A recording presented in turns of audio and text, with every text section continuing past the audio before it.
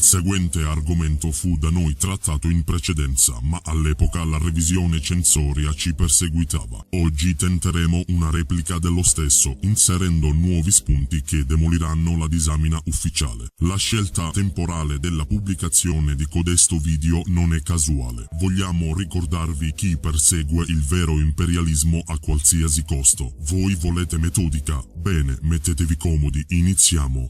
Quotidianamente nei cieli americani transitano di norma 2000 voli commerciali, da un minimo di 600 velivoli nelle ore notturne ad un massimo di 4000 nelle ore diurne, avendo la maggior densità nella zona nord-est. Per garantire in ogni momento la sicurezza dei voli, l'FAA Federal Aviation Administration si serve di un sofisticato sistema di controllo basato su 21 centri radar indipendenti, tutti connessi tra loro scambiandosi continuamente informazioni in tempo reale. A sua volta tale sistema è interconnesso a quello della difesa militare, il NORAD. Gente, è impossibile volare fuori traiettoria per più di qualche minuto a qualunque ora in qualsiasi zona di cielo statunitense. Se mai ciò accadesse, l'aviazione avviserebbe il NORAD, allarmando la base militare più vicina ed autorizzando il decollo di 2 caccia, tempo stimato 6 minuti. Nello stesso anno dell'attentato la difesa militare intervenne ben 67 volte, sempre con esito positivo. Signori, questi sono protocolli di difesa collaudati ed autorizzati, non chiacchiere. Ma a quanto pare la mattina dell'11 settembre 4 velivoli la fecero franca. Adesso seguiteci, confronteremo i dirottamenti. Il primo volo American Airlines 11 decolla da Boston direzione Los Angeles alle 8 del mattino. Si schianterà contro la prima torre. Alle 8:14 parte dallo stesso aeroporto il volo United 175, anch'esso diretto a Los Angeles. Si schianterà contro la seconda torre. Alle 8:21 parte da Dallas vicino a Washington il volo American 77 direzione Los Angeles. Si schianterà sul Pentagono. Alle 8:41 parte da Newark in New Jersey il volo United 93 diretto a San Francisco. Si schianterà in un campo vicino a Shanksville in Pennsylvania.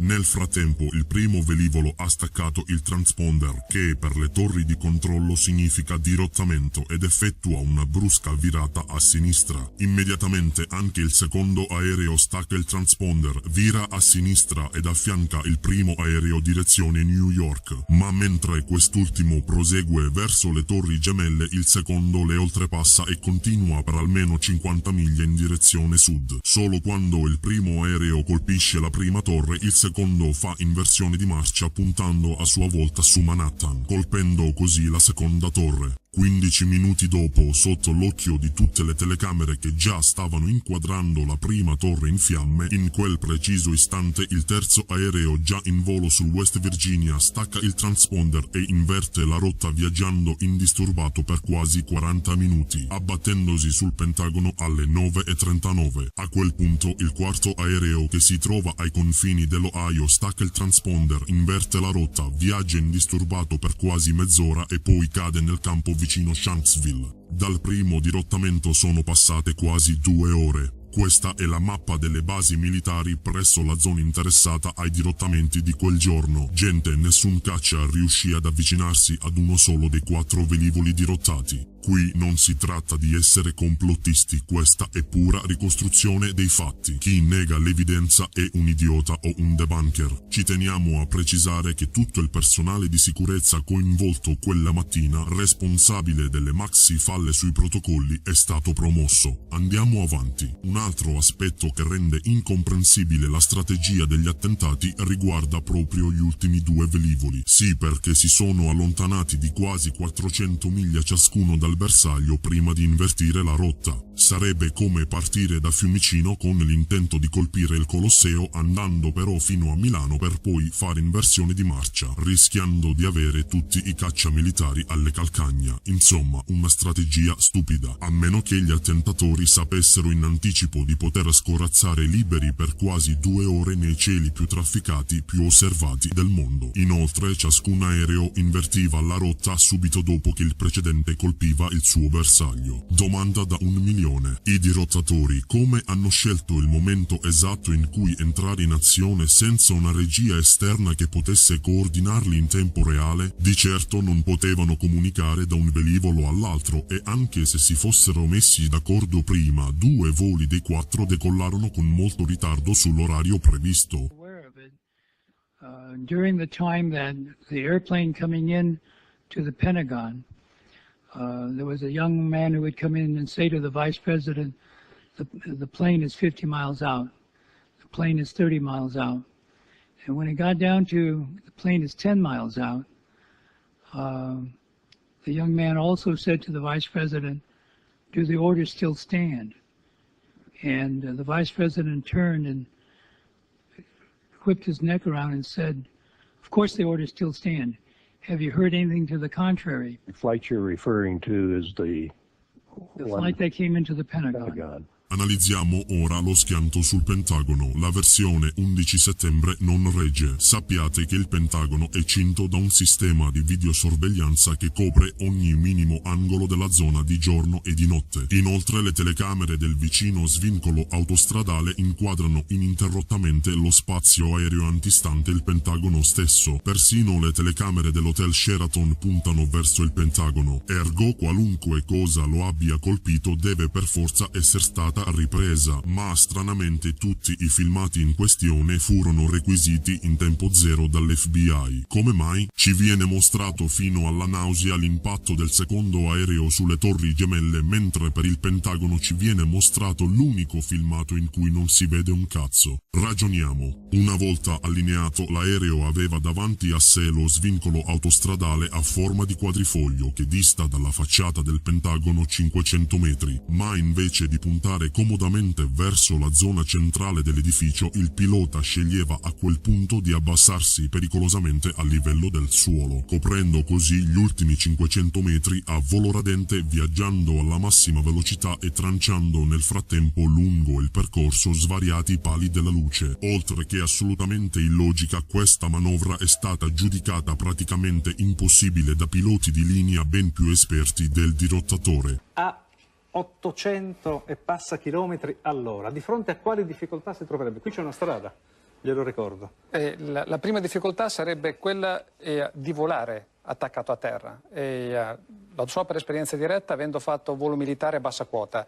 Quindi si deve vincere la reazione istintiva di alzarsi, primo. Secondo... perché il terreno corre via... Certo, corre a una velocità incredibile, quindi proprio la reazione è quella di alzarsi. Secondo, ci sono tutta una serie di turbolenze che fanno sì che sia molto difficile stare veramente appiccicati per terra. Credo che chi ha fatto questa attività possa capire cosa vuol dire stare a 10 metri da terra, 5 metri da terra con un aeroplano che pesa 110-120 tonnellate lanciato a 900 km all'ora. Basta toccare la cloche e schizza via, ma schizza facendo variazioni di 100 metri, non di 10 metri. 100 metri, quindi esatto. Finirebbe addirittura fuori... Gente, non vi basta? Bene, ipotizziamo che la manovra sia stata realmente effettuata. Questa è la foto del Pentagono colpito che tutti hanno visto. La spaccatura centrale è di circa 20 metri, mentre l'apertura alare di un Boeing 757 è di circa il doppio. Questa è l'immagine dai soccorritori subito dopo l'impatto. La parete è ancora tutta in piedi e presenta un solo foro di entrata di 4 metri al massimo. Al piano terra le colonne portanti sono rimaste in piedi, le macerie sono quasi tutte riversate all'esterno, molte delle finestre hanno addirittura i vetri ancora intatti. Domanda: dov'è l'aereo? Il prato appare intonso, non si vede il minimo segno di una strisciata, né tantomeno quello di una buca. Ma poi, dove sono i rottami? Niente ali, né motori, né sedili, né un pezzo di fusoliera, né una valigia, né un timone di coda. Assolutamente niente, l'aereo sembra scomparso. Ma come un Boeing 757 di 100 tonnellate di peso lanciato a più di 800 km orari lascia intatti oggetti come questo sgabello, dal quale non è nemmeno caduto il libro che c'era appoggiato sopra? Signori, va bene essere complottisti, ma non siamo coglioni. Chiudiamo la parentesi Pentagono, passiamo al volo United 93, caduto ufficialmente nei campi di Shanksville. Inizialmente si disse che fosse stato abbattuto, ma Sua Maestà Hollywood con il il film United 93 descrisse come causa un gesto eroico da parte dei passeggeri che fecero volontariamente schiantare il velivolo al suolo. Anche in questo caso, domanda: dov'è l'aereo? Non c'è più niente, non un timone di coda, non ci sono cadaveri, ma in tutti gli incidenti di questo tipo, anche nei peggiori, almeno i motori e il troncone di coda rimangono comunque riconoscibili. Le TV locali arrivarono entro pochi minuti e trovarono la zona già interamente recintata dagli uomini dell'FBI in pieno stile americano. Inoltre, se a Shanksville fosse veramente caduto un aeromobile, il cherosene sarebbe bruciato per ore. Adesso spostiamoci a Manhattan. Il World Trade Center Plaza era un insieme di 7 edifici ad uso commerciale collocato nella punta sud dell'isola di Manhattan. Oltre alle torri gemelle 1 e 2, comprendeva anche gli edifici chiamati World Trade Center 3, 4, 5, 6, 7. Quest'ultimo era l'unico ad essere fuori dal perimetro della plaza vera e propria, ed era entrato a far parte del complesso solo nell'agosto del 2001, quando il suo proprietario Larry Silverstein riuscì ad acquistare dalla città di New York le torri più famose del mondo. Silverstein fece appena in tempo ad assicurare il tutto con un contratto miliardario appena un mese prima della distruzione dell'intero complesso dovuta al terrorismo, e mentre nessuno degli edifici circostanti subiva danni sostanziali, dopo le torri crollava inspiegabilmente proprio l'edificio numero 7. Bene, il numero 7 fu il primo edificio che Silverstein fece ricostruire, dopo la ricezione di un compenso assicurativo che ammontava a più del doppio del valore dell'edificio stesso. L'intero complesso del World Trade Center Plaza era assicurato per circa 3 miliardi. L'imprenditore riuscì ad ottenerne quasi 7, convincendo i giudici che gli impatti dei 2 Boeing in ciascuna delle torri costituivano 2 eventi terroristici separati. Altra domanda da 1 milione. È possibile ipotizzare un'estensione di rotta volontaria da parte del secondo aereo dirottato, così da colpire la seconda torre un quarto d'ora dopo il primo impatto, risultando in tal modo 2 eventi distinti e separati? Signori, capisco la difficoltà nell'accettare l'idea che l'11 settembre sia stato volontariamente progettato, e non parlo solo degli attentati, ma bensì dei crolli strutturali giustificati come semplici conseguenze degli impatti. Il primo elemento a mettere in dubbio la versione ufficiale è che le torri stesse furono progettate per attutire con ampio margine l'eventuale impatto di un grosso aereo di linea con conseguente incendio. La loro innovativa struttura prevedeva 47 piloni di acciaio centrali, talmente robusti e lunghi che fu necessario costruire un cantiere apposito in Giappone per poterli assemblare. La struttura centrale a sua volta era contenuta da una gigantesca maglia in acciaio, fatta di segmenti prefabbricati che venivano saldati e assemblati direttamente sul posto. La maglia esterna di contenimento estremamente robusta ed elastica fu concepita in modo da poter ridistribuire in pochi secondi l'intero carico della torre su tutta la sua superficie nel caso in cui un aereo l'avesse colpita in qualunque punto e a qualunque livello. Frank De Martini, manager del progetto di costruzione delle torri. It's designed to have a fully loaded 707 crash into it. That was the largest plane at the time. I believe that the building probably could sustain multiple impacts of jetliners because this structure is like the mosquito netting on your screen door, this intense grid, and the jet plane is just a pencil puncturing that screen netting. It really does nothing to the screen netting. La tesi ufficiale dice che il calore degli incendi abbia indebolito le strutture di supporto fino a farle collassare su se stesse, ma l'acciaio fonde a 1500 gradi e prima di iniziare anche solo ad ammorbidirsi necessita di una lunga esposizione ad una temperatura di almeno 800 gradi. Adesso fate attenzione, state per ascoltare una delle testimonianze più importanti di quel giorno. Had offices on the 78th to the 82nd floor of the South Tower. Many of the executives there had watched the North Tower be hit by an airplane and had left, but then, upon reaching the exit, been told by a security guard that it was safe and they could return. Stanley Priminath was one of those, and he was at his desk looking out towards the Statue of Liberty on the telephone with a colleague from Chicago. when he saw something coming at him. It was a United Airlines plane. He could see the gray body of the plane. He could read the lettering on the plane. And as it approached, he realized that it wasn't just a low-flying plane, but it was actually another hijacked plane, and it was headed right at him. He screamed, got under his desk, and just as he arrived there, the plane entered the building, the nose hitting the 81st floor where he was, only several hundred feet away. His floor was destroyed, and many people who were on it were killed instantly, but somehow Stanley had survived. Screaming at the top of his lungs, "Help! Help! I'm trapped! I'm trapped! Don't leave me here!" Someone who was passing down the emergency stairwell nearby, named Brian Clark from Eurobrokers, who worked on the 84th floor, heard him. And Brian separated from his group with a flashlight, and the two start to make way towards each other, until finally they reach a point where they're separated by a partially destroyed wall. Brian and Stanley were able to meet, and the two of them continued down the stairwell, and were some of the only employees from those two companies to survive.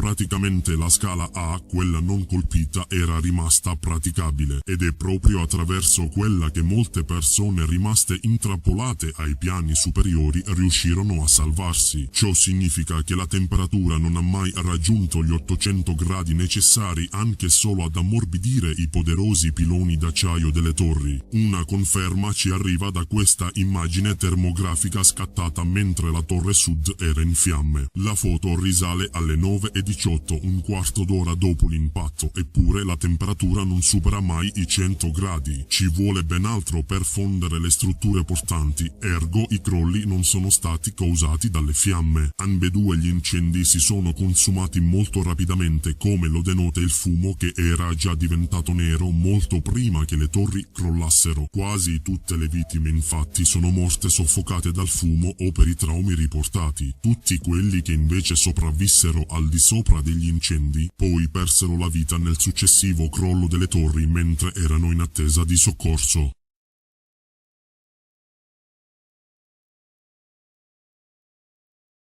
Have a good day. Hi, what's your number again, please? 86. I'm on the 83rd floor. What? I'm on the 83rd floor. Are they going to be able to get somebody up here? Of course, ma'am. We're coming up for you. Well, there's no one here yet, and the floor is completely engulfed. We're on the floor, and we can't breathe. Okay. And it's very, very, very hot. What's the telephone number? Very street. You can do anything there, 41, 26, 23. The lady has fevers in his office. We're not ready to die, but it's getting bad. Yeah, I'm trying to make it better. Oh, please, hurry. I think there is fire because it's very hot. Okay. It's very hot everywhere on the floor. Okay. Jason, stay up. The smoke's really bad, man. I barely leave. That's all we can do. We're all right. Let's where you guys up to. We're getting there. We're getting there. Doesn't feel like it, man. I got one, too. It's very hot. I don't see any air anymore.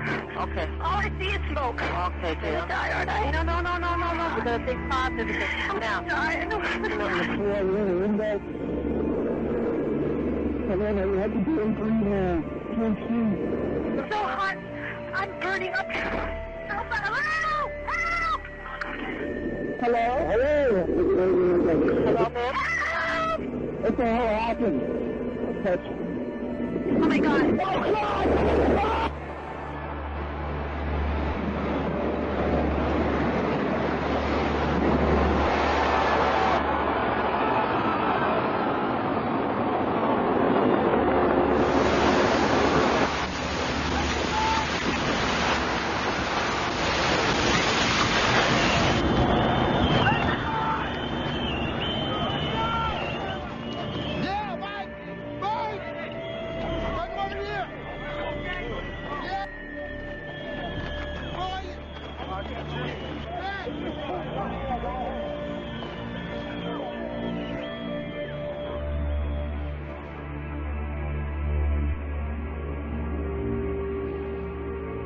Un altro mistero legato a tutte e tre le torri è la completa polverizzazione degli interi edifici. Nei normali crolli il cemento si spezza in svariati blocchi che però restano interi e riconoscibili l'uno dall'altro. La versione ufficiale ribadisce che il crollo di tutti gli edifici derivi dal cedimento dei piani. Altra domanda da 1 milione. In questo caso, da dove viene la forza che scaglia quintali e quintali di calcinacci ad una distanza quasi doppia della larghezza altezza della torre, addirittura verso l'alto, una forza in grado di tranciare di netto pezzi di struttura esterna come questo, scagliandoli a conficcarsi addirittura negli edifici antistanti. Se i piani fossero caduti l'uno sull'altro, i piloni della struttura centrale dovevano restare in piedi nonostante il crollo dell'edificio. Invece ambedue le torri si sono dissolte in polvere e dei piloni centrali non è rimasto più nulla. Altro fatto inspiegabile è la velocità impressionante di caduta dei tre edifici. Circa 10 secondi per le torri, più di 100 piani per 400 metri ciascuno e 6 secondi per l'edificio numero 7, 40 piani per circa 150 metri di altezza. Le tre torri sono cadute nello stesso tempo che avrebbe impiegato una sfera d'acciaio lasciata cadere dal tetto dell'edificio per raggiungere il suolo. Ed ecco il paradosso: uno dei più noti principi della fisica spiega come la caduta dei vari piani l'uno sull'altro avrebbe dovuto accumulare un ritardo progressivo, risultando in un tempo totale di caduta molto superiore a quello della sfera lanciata nel vuoto. I mentioned Galileo's law of free fall. If you had dropped, say, a billiard ball from the top of the World Trade Center, 110 floors up there, it would have taken 8 to 10 seconds to hit the ground, encountering no resistance whatsoever. There is no scenario for a pancake effect of buildings falling that allows them to fall at the rate of free fall. If you were just to surmise, hypothetically as an approximation, that they would take a second for each floor to collapse, and if you were talking about the whole 110 floors, that would represent 110 seconds, or 100 seconds too many. If you assume that, well, yeah, but the one hit on the 96th floor, so we're only talking about collapse from the 96th floor, that would still be 96 seconds if you're assuming a second per collapse per floor. Now, an engineer in California suggests that a second is too high, that it may have only taken a half a second in order for the mass, the weight of the upper floors to overcome the resistance of the lower floors, and suggests that a half a second. Well, if you take a half a second into 96 floors, then you get 48 seconds it should have taken for the building to fall. Yet they only fell in 8 to 10 seconds, far too few. Nelle demolizioni controllate gli esplosivi vanno piazzati con molta cura. Dopo lunghi calcoli bisogna fare in modo che le cariche piazzate alla base dei piloni centrali esplodano in modo sequenziale, causando il cedimento verticale della struttura senza danneggiare gli edifici circostanti. Per garantire tale riuscita, le esplosioni alla base devono essere molto potenti, generando di solito un forte calore nel punto in cui erano conficcati i piloni. Questo fa sì che si formino delle vere e proprie pozze di acciaio fuso, mentre le macerie tutte intorno continuano a ribollire per lungo tempo. Domanda: ma le torri quindi sono crollate per un cedimento strutturale o sono state demolite tramite esplosioni? Questa immagine termografica, scattata 5 giorni dopo i crolli delle torri, ritrae la zona del World Trade Center Plaza. Bene, i punti più caldi sono proprio alla base dei edifici demoliti. Queste invece sono riprese dallo shuttle 2 settimane dopo i crolli. Si nota chiaramente la lunga nuvola di fumo che per molte settimane ha continuato a fuoriuscire dalle macerie delle torri crollate. Adesso ditemi come fa un crollo passivo a fondere dei piloni conficcati nel terreno. And if you think about it, the smoke at this very moment is still rising out of the World Trade Center. Oh, it's unbelievable. And this is 6 weeks later, almost 6 weeks later. And as we get closer to the center of this, it gets hotter and hotter. It's probably 1,500 degrees. We've had some small windows into what we thought was a core at some point, and it looked like an oven. You know, it was just roaring inside. And it was just a bright reddish-orange color. Tra l'altro, la caduta dell'edificio numero 7 rappresenta l'unico caso nella storia in cui un moderno edificio in acciaio crolli a causa di un semplice incendio. Stupisce ancor di più che ciò sia avvenuto esattamente in una modalità identica alle torri, con assoluta precisione, in perfetta verticale e senza apportare nessun danno consistente agli edifici circostanti. Anche la migliore squadra di demolizioni al mondo difficilmente avrebbe potuto ottenere un risultato migliore lavorando con poche settimane di preavviso. Ergo siamo di fronte ad un'operazione molto retroattiva, anzi premeditata. Sapete quante testimonianze di poliziotti, vigili del fuoco, giornalisti, comuni passanti confermano la tesi della demolizione? Prego. There were 2 or 3 similar huge explosions and the building literally shook. You literally shook at the base of this building. prior to that huge explosion that we all heard and felt? We heard a very loud blast, an explosion. We looked up, and the building literally began to collapse. And to me, it sounded like an explosion. Then the building, the rolling sound sounded like the building collapsed. At 10:30, I tried to leave the building, but as soon as I got outside, I heard a second explosion and another rumble. Cars on fire, cars just turned by the force of the explosion. We started walking down the stairs. We made it to the 8th floor. Big explosion. Blew us back into the 8th floor. Trying to get some of the people out, then there was secondary explosions and then the subsequent collapses. As we were getting our gear on and making our way to the stairway, there was a heavy-duty explosion. All of a sudden, it started like it sounded like gunfire.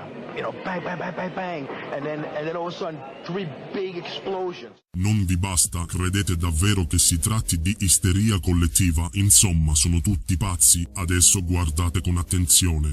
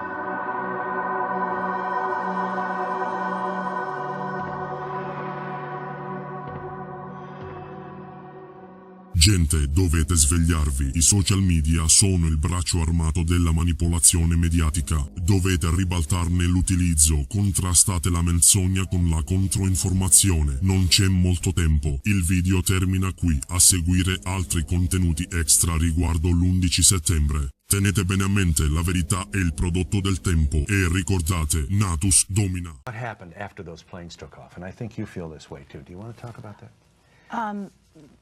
You know, I have a lot of problems with the Pentagon. I don't understand how a plane could hit our Defense Department, which is the Pentagon, an hour after the first plane hit the first tower.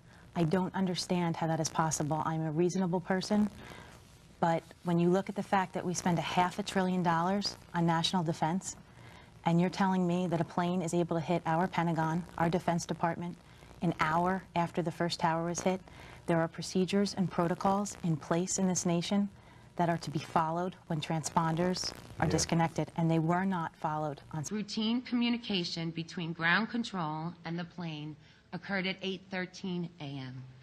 Between 8:13 and 8:20, Flight 11 became unresponsive to ground control. Additionally, radar indicated that the plane had deviated from its assigned path of flight. Soon thereafter, transponder contact was lost. 2 Flight 11 airline attendants had separately called American Airlines reporting a hijacking, the presence of weapons, and the inflictions of injuries on passengers and crew. At this point, it would seem abundantly clear that Flight 11 was an emergency. And yet, according to NORAD's official timeline, NORAD was not contacted until 20 minutes later at 8:40 a.m. Tragically, the fighter jets were not deployed until 8:52 a.m., a full 32 minutes after loss of contact with Flight 11. Washington, D.C. seems to be the only place where you can make repeated mistakes at the job, on the job, at the workplace, and get a promotion. My question to the panelists is, what does the fact that we have seen promotions instead of punishment for failure, what, if anything, does that tell us about the policy that these people who were promoted were carrying out? And there's no airplane. You lived here all your life? No airplane. Nothing. It was just little pieces. There was nothing to actually, like a door or window or anything. You couldn't really, it was just little pieces of shrapnel everywhere. There is a large crater in the ground, but that's really all you see is a large crater in the ground and just tiny, tiny bits of debris. Investigators out there, and there are hundreds of them, as I said tonight, have found nothing larger than a phone book. Plane debris? Nothing I could identify. Was the largest airplane of its time. We designed the buildings to take the impact of the Boeing 707 hitting the building at any location. Fire. In fact, the fires, normal fires, are not hot enough to melt steel. Even if you were, for example, to use an unusual fuel like kerosene, you cannot achieve temperatures hot enough to melt steel. In over 20 years, I have not seen a protected steel structure that has collapsed in a fire. The other examples, if fires brought these buildings down, there were no examples. The probability that one of these buildings would come down due to fire, I mean, just looking at other buildings that have had fires and haven't collapsed, you know, of which there are hundreds of examples. So your probability is already 1 in perhaps 400 or 500. 3 buildings on the same day, I mean, just that one statistic, well, it's 400 times 400 times 400. You know, it's just a very small number already, the probability. And then for it to come down symmetrically, yeah? I mean, again, the probability for that is more likely it will tip over, see? So that's the more likely. So what's the probability that somehow all 3 buildings come straight. 110-story office buildings. You don't find a desk. You don't find a chair. You don't find a telephone, a computer.